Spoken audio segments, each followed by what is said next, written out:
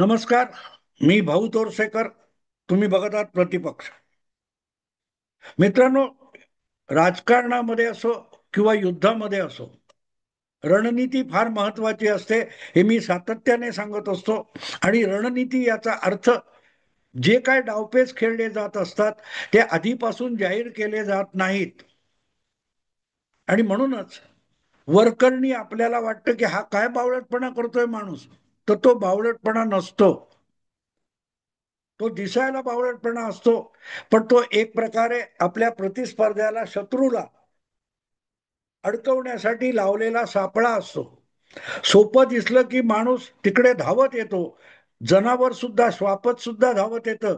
एखादा कावळा पक्षी सुद्धा येऊन त्यात अडकतो. आपण बघतो ते कबूतर पकडायला पिंजरे लावतात, त्याचे दाणे टाकलेले टाकलेले असतात आणि पुढे तो पिंजऱ्यात गेला की दरवाजा पडतो, शटर डाऊन होतो आणि पक्षी त्यात अडकतो. त्याला डावपेच म्हणतात, सापळा म्हणतात. आणि राजकारणात किंवा युद्धात असे सापळे असतात. तुम्हाला आठवत असेल तर साधारण 5 महिन्यापूर्वी जे ऑपरेशन सिंदूर झालं, त्या ऑपरेशन सिंदूरच्या वेळेला भारत काहीतरी लष्करी कारवाई करणार याविषयी पाकिस्तानच्या मनात काडी मात्र शंका नव्हती. पहलगामची घटना घडल्यानंतर किंवा पाकिस्तानने घडवल्यानंतर भारताने सरळ सरळ त्याचा आरोप पाकिस्तानवर केलेला होता की हे पाकिस्ताननेच जिहादी पाठवून केलेला आहे आणि त्याची किंमत पाकिस्तानला फार मोठी मोजावी लागेल, हे भारताचे पंतप्रधान नरेंद्र मोदी यांनी ठणकावून सांगितलेलं होतं. आणि त्यानंतर जी जमवाजमव सुरू झाली त्यामध्ये 2 आठवड्याच्या आसपास काळ गेला. पण एक गोष्ट आणखी नव्हती की यातून कदाचित युद्ध उद्भवेल इथपर्यंत वातावरण तापवलं गेलं. आणि ज्या वेळेला युद्धाचा भडका उडतो तेव्हा शत्रूवर आपण हल्ला करतो, तसाच आपल्यावर सुद्धा हल्ला होत असतो. आणि म्हणूनच पहिला हल्ला कुठे होईल तर तो पाकिस्तान लगतच्या सीमेच्या प्रदेशात होईल. आणि म्हणूनच गुजरात, राजस्थान, पंजाब, जम्मू काश्मीर अशा राज्यांमध्ये धावपळ सुरू झाली होती. थेट पाकिस्तानची सीमा नसली तरी हरियाणामध्ये सुद्धा याची तयारी सुरू झाली होती. पण जितकं आपल्या लोकांना, भारतीयांना सुद्धा माहिती नव्हतं की भारत नेमकी कुठल्या प्रकारची कारवाई करणार, तसंच पाकिस्तानला सुद्धा त्याची सुतराम कल्पना नव्हती. आणि सामान्य जनता सोडा, पाकिस्तानचं लष्कर, पाकिस्तानी सेना, ज्यांना भारताच्या अशा हल्ल्याला प्रत्युत्तर द्यायचं होतं, त्यांना सुद्धा अंदाज लागत नव्हता भारताने केली तर कुठली कारवाई कळेल.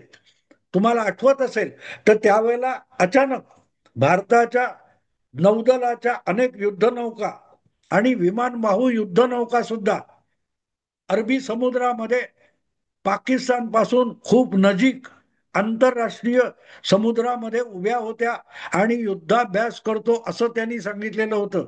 आणि त्यामुळे अपेक्षा आपली किंवा पलीकडची अशीच होती की भारताकडून पहिला हल्ला हा कराची बंदरावर होईल. कारण 1971 साली कराची बंदरावर भारतीय नौदलाने आणि हवाई दलाने असा हल्ला चढवला होता की तब्बल 16 दिवस पाकिस्तानचं कराची बंदर हे आगडोंबाने उसळून निघालेलं होतं. ती आग विझवता येत नव्हती. आणि म्हणून या वेळेला सुद्धा कराची बंदर भारताकडून बेचिराख केलं जाईल अशी आशंका अगदी पाकिस्तानी सेना दलाच्या मनात होती. दुसरीकडे लगतचा गुजरात, राजस्थान, पंजाब या राज्यामध्ये, सीमावर्ती जिल्ह्यांमध्ये आणि त्याच्या नजीकच्या जिल्ह्यामध्ये ब्लॅकआउट युद्धामध्ये रात्रीच्या वेळेला हल्ला होतो तेव्हा दिवे बघून बॉम्ब फेकले जातात, म्हणून संपूर्ण प्रदेश हा काळोखात बुडवून टाकला जातो. आणि त्याची तयारी म्हणून आधी नागरिकांना या ब्लॅकआउट मध्ये राहण्याची आणि काय इशारा मिळाले की ब्लॅकआउट करायचा याचं प्रॅक्टिस द्यावी लागते.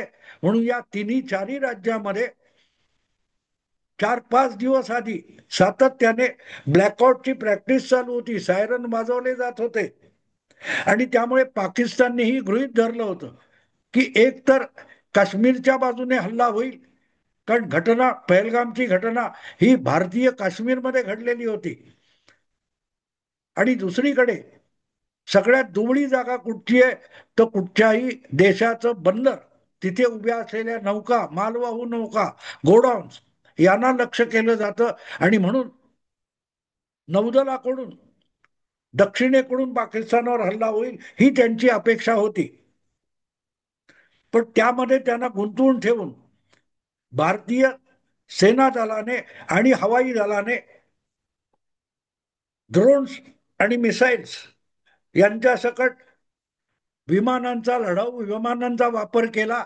आणि पाकिस्तानच्या प्रदेशातले, अगदी पंजाब असो किंवा पीओके असो, तिथल्या अतिरेकी अड्डे असलेले किंवा त्यांच्या छावण्या असलेल्या जागा होत्या, त्यांना नेमकं लक्ष करून 6 आणि 7 मे रोजी कारवाई केली. त्यावरून गवगवा होतो न होतो इतक्यात अवघ्या 3 दिवसामध्ये 9 आणि 10 मे या रात्री भारताने परत एकदा पाकिस्तानच्या हवाई तळांवर हल्ला चढवला. जे पहिला 6-7 मेला हल्ला झाला होता त्याला पाकिस्तान उत्तर देणार हे गृहीत होतं, आणि त्याची पाकिस्तानने एकदा तयारी केली याचा सुगावा लागला. तेव्हा पाकिस्तानने तो हवाई हल्ला भारतावर करण्याच्या आधी अचानक मध्यरात्री भारतीय विमानांनी अवकाशात झेप घेतली आणि पाकिस्तानचे 8-9 हवाई तळ, हवाई पट्ट्या, एअरबेस उद्ध्वस्त करून टाकले. त्यामध्ये पाकिस्तानच्या अण्वस्त्रांचा साठा जिथे ठेवलेला आहे त्या किराणा टेकड्यांवर सुद्धा बॉम्ब फेकले गेले, ब्रह्मोस सोडली गेली. आणि त्यानंतर पाकिस्तान जो अधमरा झालेला आहे त्यातून पाकिस्तान सावरून उभा देखील राहू शकला नाही. दुसरा म्हणजे 9-10 मेचा हल्ला झाल्यानंतर पाकिस्तानने अक्षरशः गयावया करत भारतीय डीजीएमओ कडे युद्धविरामासाठी लाचारी पत्करली आणि आपण ऑपरेशन सिंदूर थांबवत असल्याची घोषणा केली. हे सगळं मी तुम्हाला एवढ्यासाठी समजवलं की ज्या वेळेला खरी कारवाई उत्तरेकडे करायची असते तेव्हा दक्षिणेकडे काहूर माजवलं जातं, आणि त्यामुळे दक्षिणेकडून काहीतरी मोठा हल्ला होईल म्हणून आपला शत्रू, प्रतिस्पर्धी तयारीला लागलेले असतात. आणि जेव्हा तुम्ही तयारीला लागलेला शत्रू असतो त्याचं तुम्ही कमीत कमी नुकसान करू शकता. उलट तुमचा शत्रू बेसावध असेल, तो तयारीत नसेल, तर थोड्या हल्ल्याने सुद्धा मोठं नुकसान करता येतं. 6-7 आणि 9-10 मे या दोन्ही काळामध्ये पाकिस्तानला अंदाज नव्हता हल्ला कुठे होईल, कशावर होईल, कधी होईल. या बेसावतपणात जे आपण किरकोळ हल्ले केले, 2 तासाचे आणि 4 तास म्हणून फक्त 6 तासासाठी ऑपरेशन सिंदूर झालं, पण त्यामध्ये पाकिस्तानची अपरिमित हानी होऊन गेली. कारण पाकिस्तान यापैकी कशासाठीही तयार नव्हता. ना पाकिस्ताननी पोचलेले जिहादी त्यांच्यावर हल्ला होईल यासाठी तयार नव्हते, आणि नंतर ज्या हवाई तळावर आणि हल्ला झाला तिथपर्यंत हल्ला होऊ शकतो असं पाकिस्तानला स्वप्नात सुद्धा वाटलं नव्हतं. सांगायचा मुद्दा असा की हल्ला कुठे करणार हे शत्रूला कळता कामा नये, आणि शत्रूलाच कशा, जगातल्या कोणालाही कळता कामा नये. हल्ला करणार आहेत त्यांनाच माहिती असलं पाहिजे. इतरांना हल्ला झाल्यावर किंवा त्याचा परिणाम समोर आल्यानंतर कळलं तर हरकत नसतं. थोडक्यात हुलकावणी हा युद्धशास्त्रातला सगळ्यात मोठा एक डाव असतो. आम्ही हल्ला इकडून करणार म्हणायचं, त्यासाठी गवगवा करायचा आणि हल्ला इकडून करायचा, हा जो प्रकार असतो तो होत असतो.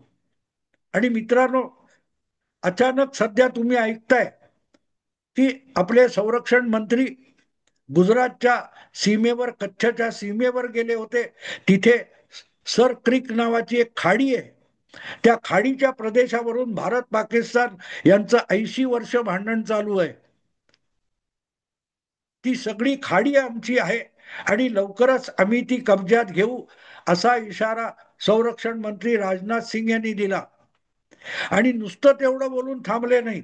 त्यांनी सांगितलं की कराची बंदराकडे जाणारे सगळे हमरस्ते हे सर क्रिकच्या जवळून बाजूने जातात, हे विसरू नका. एक प्रकारे भारत कराचीच्या बाजूने हल्ला करणार, हे आज पाकिस्तानच्या मनात भरलेली भीती आहे. दुसरीकडे मध्यंतरी अचानक गेले 8-10 दिवसापूर्वी अफगाणिस्तानकडून पाकिस्तानवर हल्ला झाला. पाकिस्तानने नको ती कुरापत काढली, काबूलवर हवाई हल्ला केला आणि बघता बघता हजारो तालिबान हे पाकिस्तानच्या सीमेकडे धावत सुटले आणि खैबर पख्तुनवा आणि बलुचिस्तानचा काही भाग या ठिकाणी तालिबानांनी पाकिस्तानवर हल्ला चढवला आणि त्याला उत्तर देता देता पाकिस्तानचं कंबरड परत मोडलं. त्यासाठी कतार सारख्या अरबी देशाला मध्यस्थी करून तालिबानांना रोखण्याचा प्रयास पाकिस्तानला करावा लागला. आणि या सगळ्या गडबडीमध्ये भारतात आलेले तालिबानांचे परराष्ट्र मंत्री यांच्याबरोबर 2-3 दिवस चर्चा केल्यानंतर अगदी त्यांना उत्तर प्रदेशचे हिंदुत्ववादी मुख्यमंत्री योगी आदित्यनाथ यांनाही भेटवल्यानंतर अफगाणिस्तानचा बागराम नावाचा जो सगळ्यात अत्याधुनिक असा हवाई अड्डा आहे, हवाई तळ आहे, लष्करी हवाई तळ आहे, तो त्यांनी भारताकडे सोपवण्याचा निर्णय घेतला. आणि त्याबरोबर बघता बघता जगभर हल्लकल्लोळ माजलेला आहे. गेले 15 दिवस हा विषय चालू आहे. तिकडे चीन अस्वस्थ आहे, कारण बागराम एअरपोर्टच्या टप्प्यामध्ये अख्खा चीन येतो. पाकिस्तान तर येतोच येतो, पण बगराम सारखा अत्याधुनिक हवाई तळ हा जर भारताच्या ताब्यात आला तर मध्य पूर्वेपासून सगळ्या भोवतालच्या प्रदेशावर, तिकडे रशियापर्यंत, इकडे चीन, तिकडे अरबस्थान, तिकडे काहीसा दक्षिण भागातला युरोप, तुर्की, आफ्रिका, हे सगळे देश भारताच्या लष्करी टप्प्यामध्ये येतात. हे बघून अमेरिका आणि अमेरिकेचे अध्यक्ष डोनाल्ड ट्रम्प विचलित झालेले आहेत.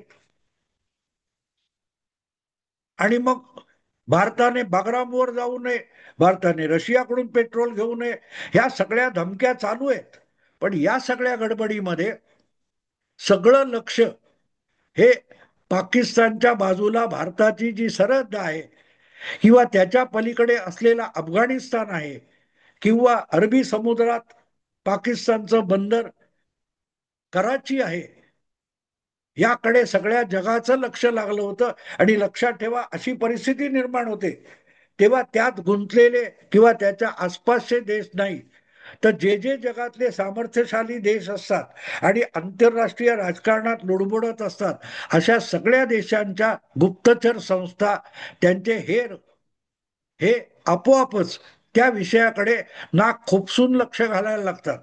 आणि म्हणूनच गेल्या 15 दिवसामध्ये किंवा 3 आठवड्यामध्ये जगभरच्या सगळ्या महत्वाच्या हेर संस्थांचं लक्ष हे बागराम, पाकिस्तान, कराची, तालिबान, पाकिस्तान, खैबर पख्तुनवा इकडे लागलेलं होतं. खैबर पख्तुनवा थोडासा थंडावतोय, तेवढ्यात बलुचिस्तानने परत उचल खाल्ली आणि चहूकडून पाकिस्तानी सेना अक्षरशः बेजार आणि अर्धमेली झालेली आहे.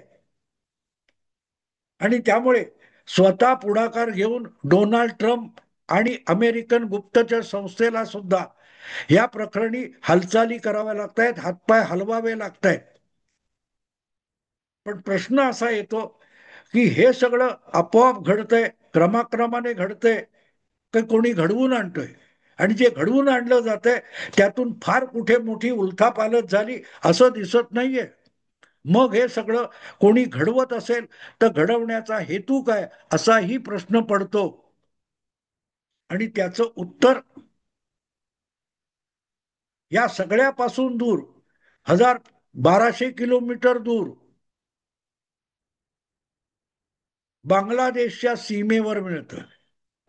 एकीकडे हे सगळं चालू आहे, त्याच वेळेला बांगलादेश, चीन, सिक्कीम यांच्या सीमेवर भारताची एक निमुळती पट्टी आहे, ज्याला सिलिगुडी कॉरिडॉर म्हणतात. भारत मुख्य भूमी आणि भारताचा ईशान्य भाग यांना जोडणारी जी एक छोटीशी पट्टी पश्चिम बंगालची आहे, सिलिगुडी जिल्ह्यामध्ये आहे, ज्याच्या पोटात अक्षरशः बांगलादेश घुसल्यासारखा आहे. तिथे अवघ्या 22 किलोमीटर रुंदीची पट्टी भारताची आहे. एका बाजूला नेपाळ आणि दुसऱ्या बाजूला तुमचा बांगलादेश. इतकी ती निमुळती पट्टी आहे, ज्याला लष्करी भाषेमध्ये चिकन नेक म्हणतात. कोंबडीची मान पिरगाळली की कोंबडी मरते, नेमकं तसं इतकं निमुळतं कॉरिडॉर आहे. तो जर तोडला तर पाकिस्तान भारताच्या ईशान्य भूभागाला मुख्य भूमीपासून तोडल्यासारखं होईल. हे शहाणपण बांगलादेशचे आजचे राज्यकर्ते, प्रमुख प्रशासक मोहम्मद युनुस यांनी चीनला जाऊन सांगितलं होतं की आपण ते चिकन नेक मुरगळून टाकू, कोंबडीची मान, आणि मग ईशान्य भारत जो आहे तो बांगलादेश आणि चीनने वाटून घेऊ वगैरे वगैरे. तो चिकन नेक हा जो 22 किलोमीटरचा अरुंद पट्टा आहे तो रुंद केला पाहिजे. यासाठी भारत अनेक वर्षापासून प्रयत्नशील आहे, रणनीतीसाठी प्रयत्नशील आहे, पण होत नव्हतं. मला मिळालेल्या उडत उडत मिळालेल्या बातमीनुसार हे सगळं बागराम, कराची, काय ते खैबर पख्तुनवा आणि जे काय अमेरिकेच्या धमक्या वगैरे चालू आहेत या काळामध्ये सगळ्या जगाचं लक्ष हे भारताच्या चिकन नेक वरून उडवण्यात आलं. आणि त्या सगळ्या जगाचं तिकडे लक्ष असताना किंवा लक्ष भरकटलेलं असताना भारताने गुपचूप कारवाई करून सिलिगुडी कॉरिडॉर म्हणजे चिकन नेक हा रुंद करून घेतलाय, अशी माझी खबर आहे. मला मिळालेली उडत उडत मिळालेली बातमी अशी आहे की एक निमुळता पट्टा रंगपूर किंवा असा जो जिल्हा आहे त्यातलं एक तालुका वगैरे जो भाग आहे जो भारताच्या पोटात आल्यासारखा आहे, तो भारताने प्रॅक्टिकली कब्जात घेतलाय. आणि कितीसा कब्जात घेतलाय हे अजूनही बांगलादेशच्या लष्कराला सुद्धा लक्षात आलेलं नाही. हात्यातली हत्यारं टाकून 25 ते 40 चौक्यांवरून बांगलादेशचे सैनिक पळाले आणि तो भाग आपण बघता बघता गोळ्या न झाडता ताब्यात घेतला, अशी माहिती आहे. खरी खोटी मलाही माहित नाही, पण माझ्याकडे आलेली उडत उडत बातमी आहे, मी त्याविषयी माहिती गोळा करतोय. ज्या वेळेला हे चिकन नेक रुंद करण्यात आलं आणि तो कब्जा झालाय अशी बातमी आली, तेव्हा माझ्या डोक्यात प्रकाश पडला की बागराम, कराची, खैबर पख्तुनवा हे सगळं कशासाठी चाललंय. कारण अमेरिका असो, चीन असो, सगळ्यांचं चिकन नेकवर लक्ष होतं. त्यांचं लक्ष तिथून उडवायचं आणि प्रत्यक्षात जी कोंबडीची मान आहे, गर्दन आहे, ती गेंड्याची मान म्हणावी इतकी रुंद करून घ्यायची, अशी कारवाई करायची. तर त्यावर जगाचं जे लक्ष आहे ते उडवलं पाहिजे. आणि ते उडवण्याची प्रक्रिया ही साध्य करायची तर बागराम, कराची यासारखा गदारोळ होणं अगत्याचं होतं. बघू आपल्याला कधी कळतं आता यातली डिटेल. आणि अशा बातम्या उडत उडत आल्या असल्या, त्या खऱ्या वाटत नसल्या आणि खऱ्या असल्या तरी त्याचा सगळा तपशील बाहेर यायला पुढचे 2-3 महिने लागतात. राहुल गांधींनी पहिल्या फटक्यात विचारलं होतं भारत के कितने राफेल गिरे, तर भारताचे किती राफेल पडले याचा खुलासा पाकिस्तानला द्यावा लागला. आणि भारताचे 7 राफेल पाडले असं म्हणणारा पाकिस्तान 2 महिन्यानंतर 7 ते 8 पाकिस्तानची F-16 विमानं पाडली गेली हे कबुली देण्यापर्यंत आला. आणि भारतीय हवाई दलाने ही 7-8 पाकिस्तानी विमानं पाडल्याचा खुलासा 2-2.5 महिन्यानंतर केला होता. तेव्हा चिकन नेक, गेंडा नेक झालं की नाही हे आपल्याला अजून महिना 1.5 महिन्यानंतर कन्फर्म कळेल. आत्ता मी थांबतो. आवडलं लाईक करा, शेअर करा आणि प्रतिपक्षाला सबस्क्राईब करा. नमस्कार.